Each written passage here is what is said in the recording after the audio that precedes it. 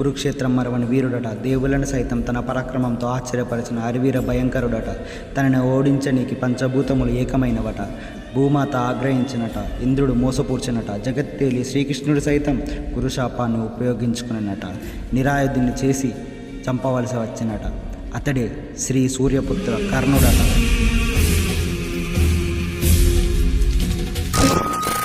Welcome to part 2 guys. Part 1 చూడకపోతే కింద డిస్క్రిప్షన్లో ఇచ్చాను.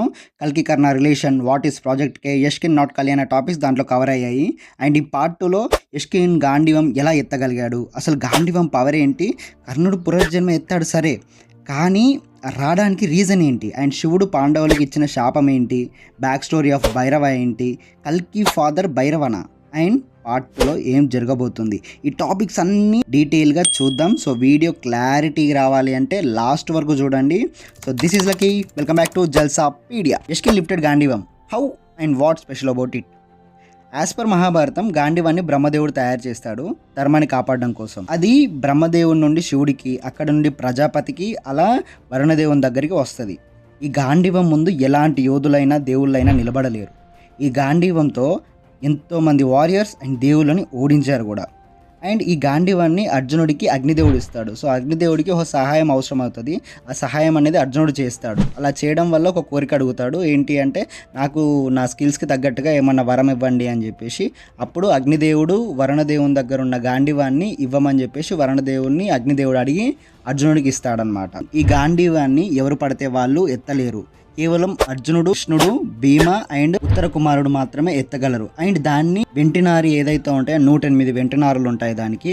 సో ఆ వెంటినారితో సో ఈ గాంధీవాన్ని జస్ట్ కృష్ణుడు, అర్జునుడు అండ్ భీముడు మాత్రమే యూజ్ చేయగలరు. ఈ ఒక్క గాంధీవం 100,000 ధనస్సులకి సమానం.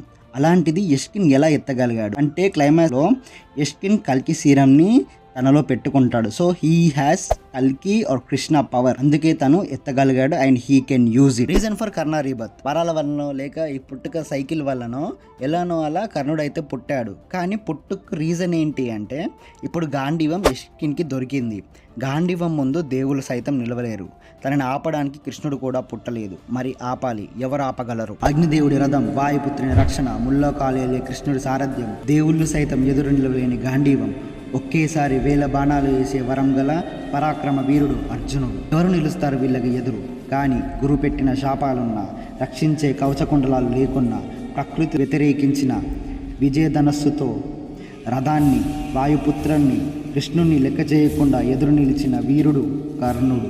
ఎవరు అడ్డు కూడా నిలవలేరన్న గాంధీవానికి ఎదురు నిలిచి తన బాణాలతో వాటి వెంటి నారులను తెంపిన యోధుడు అతడు. సో మళ్ళీ ఆ గాంధీవాన్ని ఎదిరించాలన్నా, విజయధనుస్సుని వాడాలన్నా కర్ణుడే అయి ఉండాలి. సో అందుకే యష్కిన్తో పోరాడి కల్కిని రక్షించడానికి పుట్టాడు కర్ణుడు. శాపాలుండి అధర్మం వైపు నిలబడితేనే కురుక్షేత్రం ఇప్పటికే ఆయన వీరత్వాన్ని మర్చిపోలేదు. ఇక శాపాలు లేవు, ధర్మం వైపు ఉన్నాడు.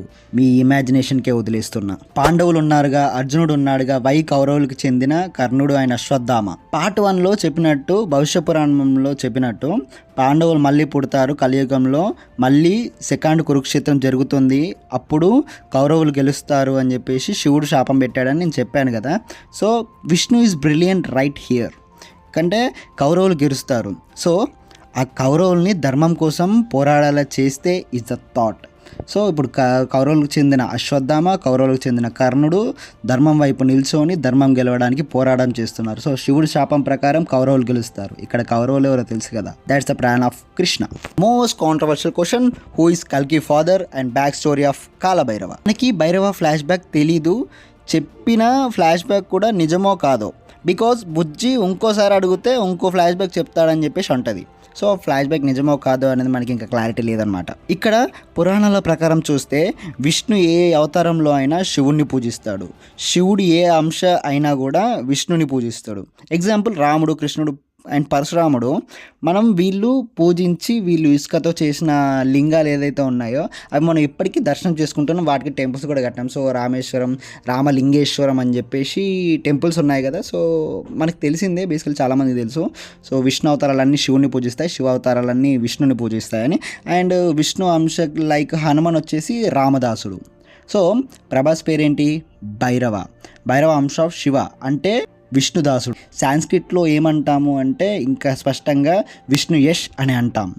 కల్కి ఎవరికి పుడతారు అంటే శంబాలలోని విష్ణుయష్ అండ్ సుమతికి పుడతారని చెప్పేసి పురాణాల్లో ఉంది. ప్రాక్టికల్గా చూస్తే ఇప్పుడే ఐవీఎఫ్లో లేని పిల్లలు పుట్టట్లేదు. సుమతి వచ్చేసి మనకి కాయ అనాబేన్ ఉంటుంది కదా, సో వీళ్ళిద్దరి మాటల్లో మాట్లాడుతుంటే ఎవరితను అంటే సో నా పేరు కాయ అండ్ వచ్చేసి నా పార్ట్నరు, సో మేము ఇట్లా శంబాలలో ద ఓల్డెస్ట్ ట్రెడిషన్ ఒకటి ఉంది పెళ్ళి అని చెప్పేసి అది మేము చేసుకుందాం అనుకుంటున్నాము అంటే సుమతి అంటది. ఏంటి పెళ్లి తర్వాత ఏం చేస్తారు అంటే తనకు కూడా తెలియదు స్పెసిఫికలీ. పెళ్లి తర్వాత అంటే ఏదో మామూలుగా ఇట్లా బతుకుతాం, ఇంట్లో ఒకటి తోడు ఉండాలట. ఇది అప్పట్లో ఓల్డెస్ట్ ట్రెడిషన్. అంటే పెళ్లి కాన్సెప్ట్ అండ్ ఈ యాక్చువల్ కాన్సెప్ట్ అనేది లేదు అనేది మనకు అక్కడ అర్థమవుతుంది. సో బయలాజికల్గా కాపోవచ్చు కానీ క్లైమాక్స్లో బుజ్జి ఆ బటన్ నొక్కితే ఎక్కడికి వెళ్తామో కూడా తెలియదు అని అంటది. సో అక్కడ భైరవ సుమతిని కేర్ అండ్ ప్రొటెక్ట్ చేస్తారు. అలా చేసే ఆర్క్ మనం సినిమాలో చూస్తాం. సో కడుపులో మోసి సుమతి తల్లి అయితే రక్షణనిచ్చి భైరవ తండ్రి అవుతాడు. మరి శంబాలకి చెందిన వాడు కదా, మరి భైరవ శంబాలకి చెందినవాడు కాదుగా అంటే హియర్ ఈజ్ ద ట్రిక్. ఏంటి అంటే మనకి ఇప్పటివరకు చెప్పిన స్టోరీ అనేది రియల్ కాదు అని చెప్పేసి బుజ్జి అంటది. ఇంకోసారి అయితే ఇంకో స్టోరీ చెప్తాడు మనోడు అని చెప్పేసి. అంటే ఫ్లాష్ బ్యాక్ ఈజ్ ఏంటి అంటే ఫ్లాష్ బ్యాక్ మనోడు కూడా పెద్ద కరెక్ట్గా తెలియదేమో. అండ్ మనకి ఏంటి అంటే ఆ వార్ జరుగుతుంది కదా, సో వార్ అనేది ఎవరెవరికి జరుగుతుంది, శంబాలలోని పర్సన్స్కి అండ్ కాంప్లెక్స్లోని పర్సన్స్కి జరుగుతుంది. సో మేబీ మన పేరెంట్స్ ఆఫ్ భైరవ్ వచ్చేసి శంబాలాకి చెందిన వాళ్ళు అయి ఉండాలి. సో శంబాలలో మనోడు పుట్టి ఉండే వాటెవర్ అయ్యి ఆ వార్లో వదిలేసి ఉండాలి. సో వార్లో మనోడు తీసుకొచ్చుకొని పెంచుకొని ఉండాలి. So he is from Shambala and వాళ్ళ అమ్మ పెట్టుకున్న పేరు విష్ణుయష్ అయి ఉండొచ్చు అనేది మన థియరీ అనమాట. సో అలా రక్షణ ఇచ్చి ప్రొటెక్ట్ చేసేవాడు ఫాదర్ అవుతాడు. సో అలా ప్రొటెక్షన్ ఇచ్చి మన ప్రభాస్ అనేది ఫాదర్ అవుతాడు అని అంటున్నా అనమాట. So that's it guys. ఈ వీడియో కనుక మీకు నచ్చినట్టయితే లైక్ చేసి షేర్ చేసి సబ్స్క్రైబ్ చేయండి. అండ్ మీకు ఇంకేమైనా క్వశ్చన్స్ ఉంటే కింద కామెంట్ చేయండి, దానికి మనం కింద డిబేట్స్ పెట్టేసుకుందాం. So that's guys, long out Jalsa pedia.